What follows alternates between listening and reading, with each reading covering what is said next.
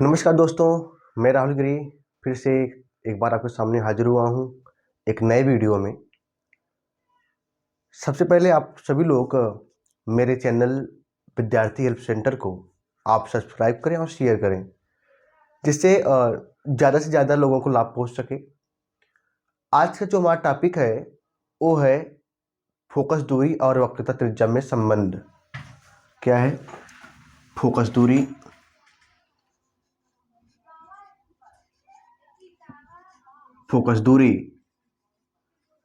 और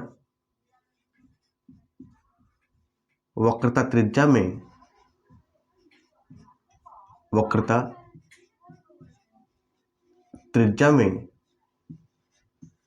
संबंध, यह है आज का हमारा टॉपिक।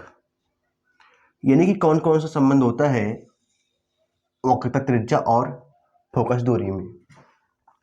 सबसे पहले मैंने जो कल टॉपिक बताया था, मैंने बताया था कि ऐसा गोली दर्पण जिसका उभरा हुआ तल पालिश हो और प्रकाश का परावर्तन उसके दबे हुए तल से हो, उसे कहते हैं अवतल दर्पण।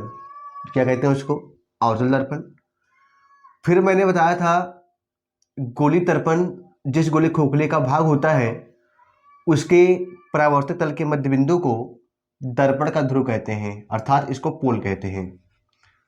फिर मैंने आपको पढ़ाया था कि गोली दर्पण जिस गोली खोखले का एक भाग होता है उसके केंद्र को वक्रता केंद्र कहते हैं, अर्थात आप इसे कह सकते हो वक्रता केंद्र यानी कि सी कह सकते हो।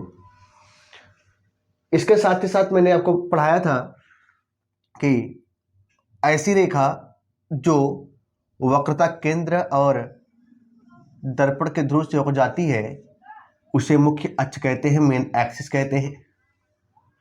आज मुझे समझना है कि क्या संबंध होता है इस त्रिज्या में और मुख्य फोकस में। ठीक है, अभी मैंने कल आपको बताया था कि मुख्य अक्ष के समांतर जाने वाली प्रकाश की किरणें परावर्तन के पश्चात मुख्य अक्ष के जिस बिंदु पर मिलती है या मिलती हुई प्रतीत होती है उसे मुख्य फोकस कहते हैं, या आप इसे कैपिटल एफ कह सकते हो। और मैंने आपको बताया था कि मुख्य फोकस और दर्पण के ध्रुव के बीच की दूरी फोकस दूरी कहलाती है, एफ कहलाती है। यहाँ तक पॉइंट हमारा क्लियर हो गया है। आज जो हमको पढ़ना है इससे आगे वाले पॉइंट को पढ़ना है और देखना कि संबंध क्या होता है। अगर मैं इसे ए मान लूँ, इसको मैं बी मान लेता हूँ और हमारे यहाँ पर सी है, ठीक है ना। अभी जो प्रकाश किरण आ रही है वो आपतित किरण हो जाएगी। अभी जो परावर्तन के पश्चात किरण आ रही है उसे परावर्तित किरण कहते हैं। मान लो यहाँ पे हमारा अभिलंब है, जो यहाँ पे बी और सी के बीच हमारा क्या है, अभिलंब है। और आपको पता है ना कि जो हमारा अभिलंब होता है और जो हमारा आपतित किरण है इसके बीच जो हमारा कोण बनता है उसे कहते हैं आपतन कोण, यानी कि आई कहते हैं। मैंने पहले वीडियो में समझा दिया है। और ये भी जानते रहिएगा कि जो हमारा यहाँ पे परावर्तित किरण है और जो हमारा अभिलंब है इसके बीच में जो कोण बनता है उसे परावर्तन कोण कहते हैं, अर्थात ये हमारा हो जाएगा कोण आर। क्लियर हो गया इतना पॉइंट? ये हमारा हो गया आपतन कोण और ये हो गया हमारा परावर्तन कोण। इसके बाद आप आगे देखिएगा,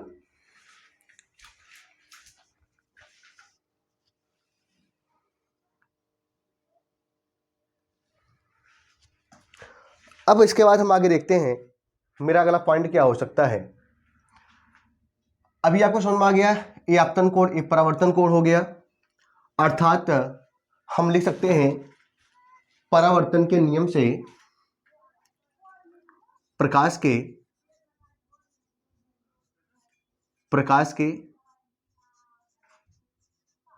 परावर्तन के नियम से क्या हो जाएगा, आप कह सकते हो कि आपतन कोण बराबर होता है परावर्तन कोण के, यानी कि आपतन कोण बराबर होता है परावर्तन कोण के। आपतन कोण बराबर होता है परावर्तन कोण के।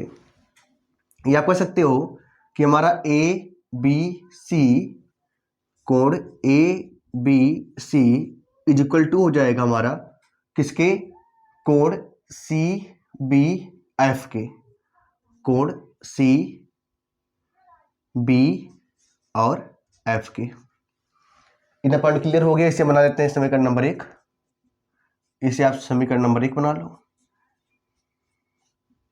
ठीक है। अच्छा, अभी आपने एक रेखा गणित में पढ़ा होगा, अगर दो रेखाएं समांतर है और उसे कोई एक तिर्यक रेखा काट रही हो, ऐसे कंडीशंस में जो हमारा ए वाला एंगल होता है, ए वाला एंगल वह इस एंगल के बराबर होता है।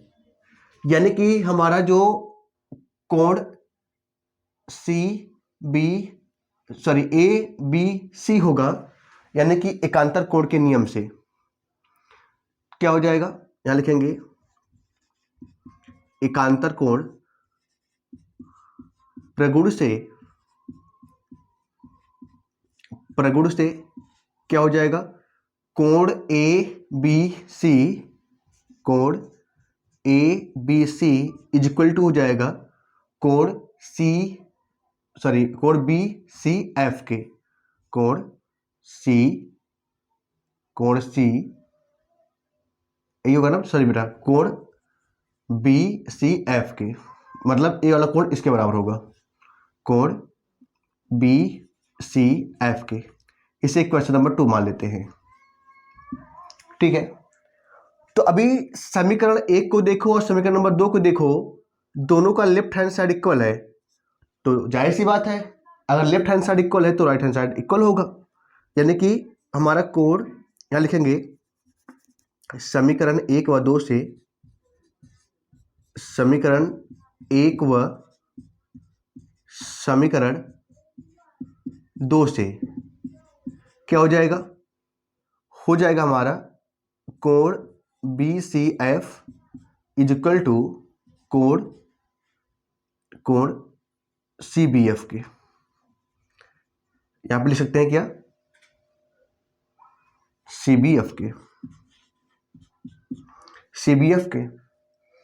अब एक चीज ध्यान दीजिएगा, अब हमारे जो भी कोण होता है, यदि दो कोण बराबर हो तो जो सम्मुख भुजा होती है आपस में बराबर होती है। यानी कि आप लिख सकते हो कि जो हमारा यहाँ पे कोण बी सी एफ होगा, कोण बी सी एफ, वहां लिख सकते हो आप बी एफ के, यानी कि यहां बी एफ हो जाएगा इज इक्वल टू हो जाएगा हमारा, अगर हमारा एंगल सी बी एफ है तो हमारे सी एफ के इक्वल होगा।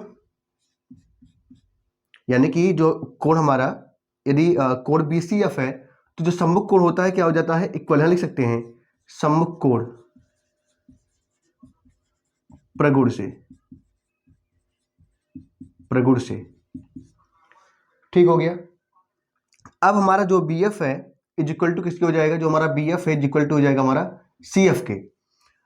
क्योंकि जो हमारा दर्पण का द्वारक छोटा है, क्या लिख सकते हैं, क्योंकि दर्पण का द्वारक बहुत छोटा है, बहुत छोटा है, तब जो हमारा बी पॉइंट है ना, उस पी पॉइंट पर आ जाएगा, तो बी बराबर पी लिख ले सकते हैं, ठीक है ना। बी बिंदु को हम पी पर लेते हैं तो जो हमारा यहाँ पे बी एफ है वो पी एफ हो जाएगा, यानी कि P F is equal to क्या हो जाएगा, सी एफ हो जाएगा, ठीक है ना। क्योंकि हमारा जो पी एफ का वैल्यू है वो एफ आया है, तो पी एफ अगर हमारा एफ होगा तो सी एफ भी हमारा एफ हो जाएगा। ये पॉइंट क्लियर है ना। अभी देखें इस फिगर में जो हमारा सी से लेकर के पी तक दूरी है, उस सी से पी तक दूरी क्या हो जाएगी, हमारी आर होगी, ये दूरी हमारी आर होगी, ठीक है ना। तो यहां लिख सकते हैं, क्योंकि अभी यहां पे देखो ऐसा लिख सकते हैं, नहीं लिख सकते हैं, जो हमारा सीपी होगा, सीपी इज इक्वल टू हो जाएगा हमारा C F plus P F के, सीपी इज इक्वल टू हो जाएगा सी एफ, यानी कि C F plus P F के। अब सी एफ का वैल्यू भी एफ है और पी एफ का वैल्यू भी क्या है, एफ है, और सी पी का वैल्यू क्या है, सी से पी क्या है, आर है। तो यहाँ लिखेंगे R is equal to F, और एफ कितना हो जाएगा, 2f हो जाएगा। ये हम लिख सकते हैं एफ बराबर, या इसको हम यहाँ लिखते हैं एफ बराबर हो जाएगा हमारा r/2। यही है हमारा फोकस दूरी और वक्रता त्रिज्या में संबंध। Okay, thank you.